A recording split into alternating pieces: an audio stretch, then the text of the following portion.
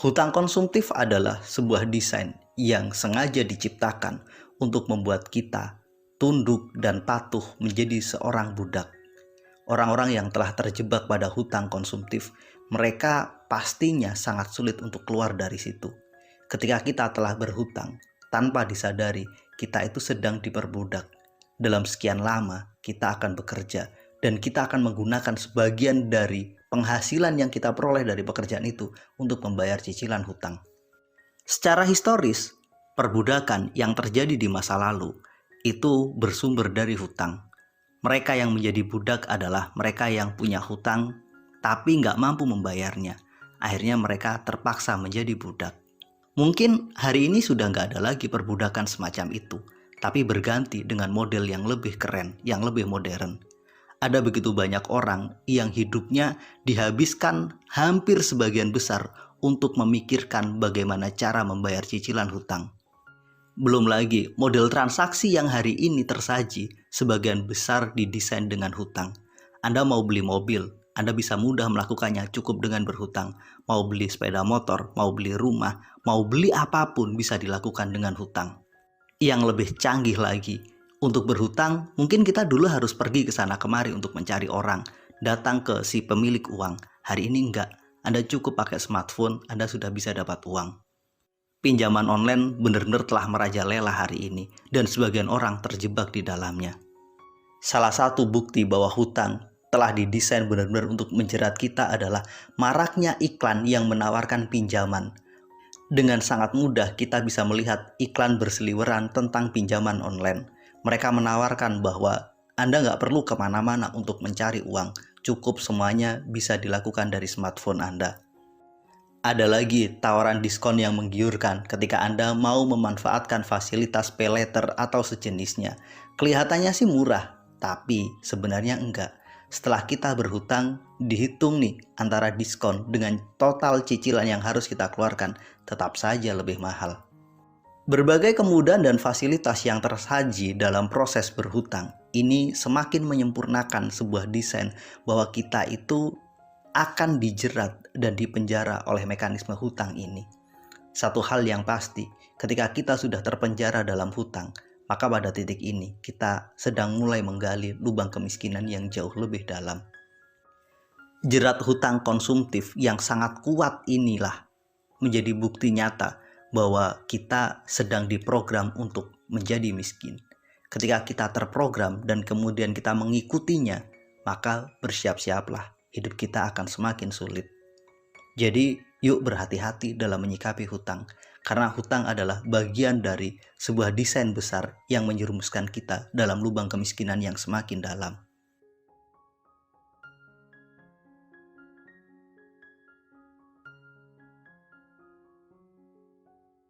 Kira-kira Anda masih ingat nggak sih berapa harga semangkok bakso 5 tahun yang lalu? Atau mungkin 10 tahun yang lalu? Kemudian bandingkan dengan harga semangkok bakso hari ini. Berapa kali lipat sih naiknya? Atau harga sepiring nasi. 20 tahun yang lalu ketika saya awal kuliah, cukup dengan uang Rp1.000 saya bisa membeli nasi sepiring plus minum. Hari ini berbeda, minimal kita butuh uang Rp10.000. Artinya dalam waktu 20 tahun terjadi kenaikan harga 10 kali lipat atau 1000%. Pertanyaannya, bagaimana dengan income kita? Apakah dalam 20 tahun terakhir ini kita bisa mendapatkan kenaikan income sebesar 1000% seperti kenaikan harga nasi pecel yang tadi saya ceritakan?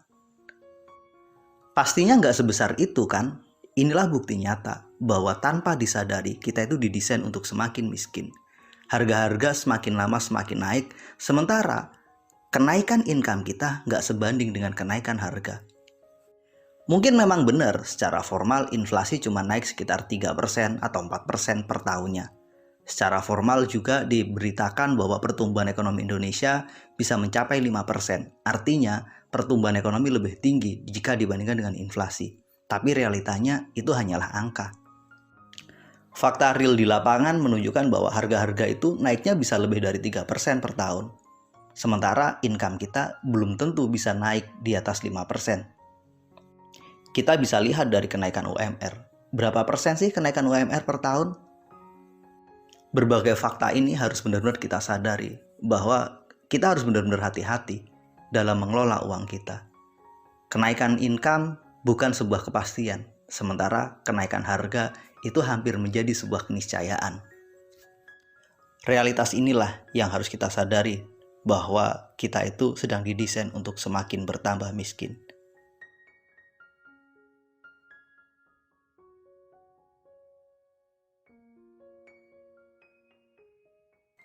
Tanpa kita sadari, otak kita itu didesain untuk belanja, menjadi konsumen, dan mengikuti tren.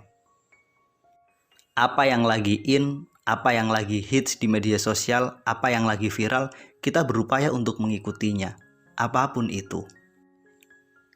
Berbagai jebakan promosi juga mengarahkan kita untuk sangat mudah melakukan belanja dan tindakan konsumtif. Sementara literasi keuangan tentang kesehatan finansial dan sejenisnya itu sangat lemah. Mungkin sebagian dari Anda bertanya, bagaimana caranya kita didesain untuk mengikuti tren? Bagaimana caranya kita didesain untuk selalu belanja? Bagaimana caranya kita didesain untuk selalu bersikap konsumtif? Ketika kita sekolah, kita itu didesain untuk menggunakan seragam tertentu dengan mode tertentu. Ketika seorang siswa tidak menggunakan seragam sesuai dengan aturan yang telah ditetapkan, maka sang siswa akan dihukum. Dia akan mendapatkan teguran. Tanpa disadari, sistem pendidikan telah mengarahkan kita untuk selalu sama dan mengikuti mayoritas yang ada di sekitar kita. Kita nggak punya keberanian untuk berbeda, karena ketika berbeda itu dijustifikasi sebagai sesuatu yang salah dan kita mendapatkan hukuman. Maka nggak usah heran jika hari ini sebagian besar dari kita menjadi orang yang sangat latah, selalu ingin mengikuti apa yang lagi kekinian. Apapun yang ada di media sosial yang lagi viral, kita berupaya untuk mengikutinya. Inilah alasannya kenapa kita itu sangat mudah terjebak pada perilaku konsumtif, mengikuti tren, mengikuti apapun yang sedang dilakukan oleh teman-teman kita. Kita nggak punya keberanian untuk berbeda, karena memang desain kita adalah untuk selalu mengikuti mayoritas. Ketika sekolah, sekali lagi, kita nggak boleh berbeda, seragam kita harus sama, dan itu pun terrepetisi dalam kehidupan sehari-hari kita. Kita akan merasa takut ketinggalan tren. Kita merasa nggak nyaman ketika kita berbeda dengan teman-teman di sekitar kita. Tanpa sadar kita juga sedang diprogram untuk mengubah perilaku kita dari sifatnya produktif menjadi konsumtif. Berbagai produk, berbagai iklan, semua menyajikan kemudahan, semua menyajikan sebuah budaya instan. Mulai dari sekedar minum kopi, minum teh, bahkan minum air putih, kita sudah didesain untuk bersikap konsumtif, bukan lagi produktif. Kita nggak lagi berpikir bagaimana cara membuat sebuah teh, semua sudah ada dalam bentuk kemasan. Kita juga lupa mungkin caranya bagaimana menyeduh sebuah kopi. Semua sudah tinggal minum, karena sudah ada dalam kemasan. Bahkan yang lebih miris adalah air putih. Harusnya kita bisa mengolahnya sendiri, tapi sekarang kita membeli dalam kemasan. Inilah bukti nyata bahwa kita itu didesain untuk semakin konsumtif, tidak semakin produktif. Pada akhirnya, budaya konsumtif inilah yang benar-benar diinginkan oleh budaya kapitalis, agar kita hanya menjadi seorang konsumen, agar kita hanya menjadi pasar semata. Hal penting yang harus kita cermati dari pemaparan yang telah saya sajikan adalah, yuk kita lebih bijak dalam melakukan sesuatu. Jangan terjebak pada budaya konsumtif, jangan terjebak pada hutang, dan bertindaklah lebih produktif. Kita harus lebih punya kemampuan untuk menghasilkan uang. Karena apa? Inflasi itu semakin tinggi. Sementara kalau kita tergantung pada gaji kita sangat sulit untuk naik. Mudah-mudahan video ini bermanfaat. Sampai ketemu pada video kami berikutnya. Terima kasih telah menonton. Assalamualaikum warahmatullahi wabarakatuh.